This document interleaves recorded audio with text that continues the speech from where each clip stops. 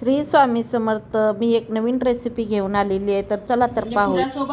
पुऱ्यासोबत चटणी छान लागते. तर 4 टमाटे होते ते घेतलेले आहेत, बारीक चिरून घेतलेले आहेत. कढईतलं तेल काढून घेतले आणि जेवढं पाहिजे तेवढंच ठेवले. तर तेल गरमच आहे. मोहरी घालून घेतली. साधी सिंपल अशी चटणी छान होते.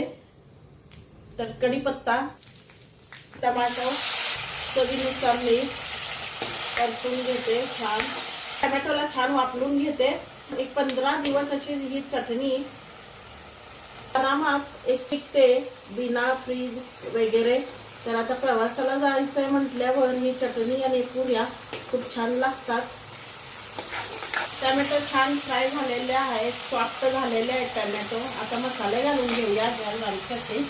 थोडीशी हळद, लाल तिखट, गरम मसाला, अर्धा चमचा धनिया पावडर मिक्स करून घेते. थोडासा मसाला जो मी घरी करून ठेवते तो, खोबरं, तीळ आणि शेंगा यांचं थोडीशी पावडर असा मसाला मी तयार करून ठेवते. तो मसाला थोडा घातलेला आहे. बघा किती छान कलर आलेला आहे आणि छान फक्त तेलात वापरून घेतलेली आहे ना. चला तर गॅस बंद करून घेते. बघा किती छान झालेली आहे. वाव, हे बघा किती छान झालेली आहे भाजी आपली.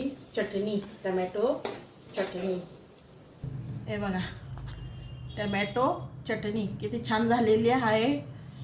तर चला बघा, कुठे प्रवासाला जायचं असेल तर टमाट्याची चटणी आणि गरमागरम मसाला पुरी. तर कशी वाटली ही रेसिपी? छान वाटली तर लाईक शेअर जरूर करा, कमेंट करा. तर मंडळी या तर मग गरमागरम खायला. आम्ही तर चाललो आहे आता गावाला, तर त्यासाठी केलेली आहे. काजलच्या मैत्रिणी पार्टी करायला चाललेले आहेत. तर छोटीशी त्यांची पार्टी होणार आहे, त्याकरता मी केलेली आहे. पण गावाला सुद्धा जाताना हे छान टिकते. तर त्यासाठी तुम्ही कधी बी गावाला जात असाल तेव्हा असे करून पहा, खूप छान लागते. तर चला भेटूया एक नवीन व्हिडिओ सोबत. बाय.